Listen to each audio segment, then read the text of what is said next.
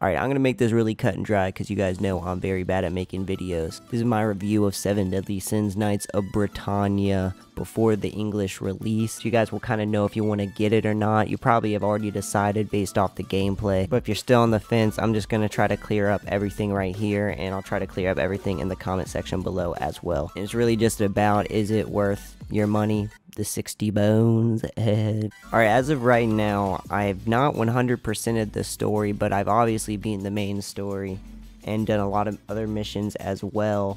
And from what I played of the online, I easily have over a day put into this game. Most of it probably being in the online at this point, and I still want to play this game. I'm having a lot of fun with it still, because I was saying right out the gate I want to play this because it's a 7 Deadly Sins game, and I thought that'd be awesome, and it is. In terms of the arena style gameplay, the adventure mode gameplay is extremely lackluster, I will say that. The cutscenes are poor. Japan. No blood? That scene was like really awesome in the series, and it's like really not right here.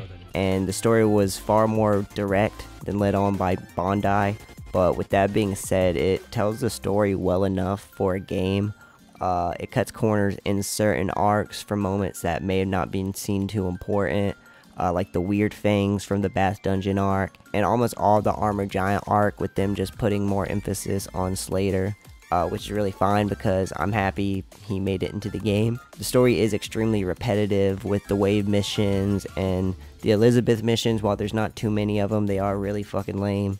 And it's an awful idea. But basically, it's a Storm, or probably more like Xenoverse story with a way lower budget. But it has to be completed to unlock the characters, and it's not very fun, but the main story itself is not too long. And then if you look at my guide on how to unlock Escanor and Zeldris, then I mean you're basically done like that and you don't really have to do it anymore. But that's a lot of content still there in the game.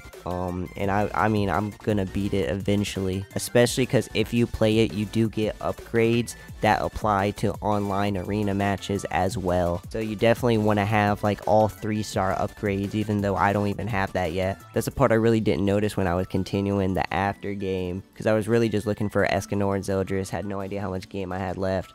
But with the thought of trying to get the upgrades, it kind of makes the grinding make a bit more sense. Because other than that, I'm not gonna lie, it was very painful. But yeah, if you just want Escanor and Zeldris, you don't have to play that much. Just look at the guide and you'll know how to do it. And you don't have to play a ton of after game until you're ready to go and earn those upgrades. Because it's basically a shit ton of parallel quests.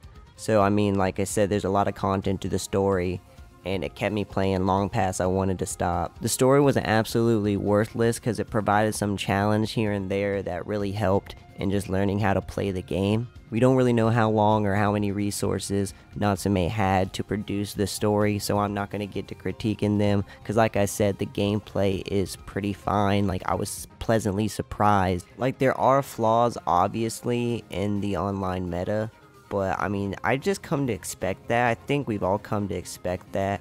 The game isn't the most balanced, but I mean, it's balanced enough, you know? There are some characters that are obviously top tier, but really almost all the characters have some type of use to them or somewhat viable. I know it has its issues, but I can't really put my finger on one that really stands out, and it gets funner as I'm still learning.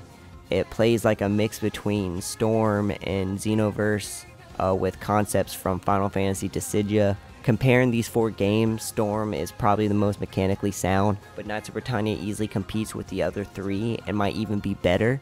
And the netcode is surprisingly strong as well. Virtually all of my matches have played really well. You essentially have a Xenoverse stamina gauge, but it applies to your magic as well, and for basically everything else, you can compare to just insert anime arena fighter. But honestly, this game has maps and map destruction that are just superior to every Dragon Ball and obviously Naruto game. And like I said, it has the Final Fantasy Dissidia crystal thing going as well. So yeah, it does a different thing here and there, but nothing that probably hasn't been done before in another game at one point.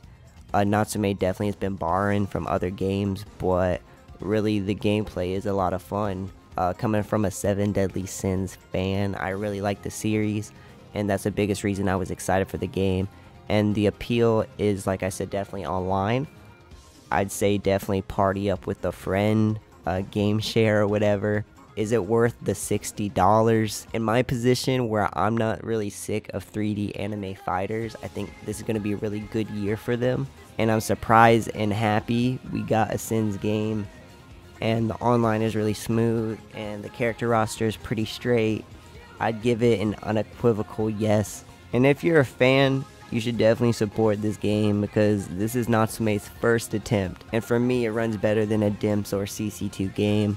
I'm happy with it, and it's getting me further immersed in the universe of the 7 Deadly Sins. If you're not a fan of the series, you could pass on this game, but yeah, it'd be cool to support it because the online scene is a lot of fun to me. And who knows, the next Natsume anime fighter could be for a series that you do want.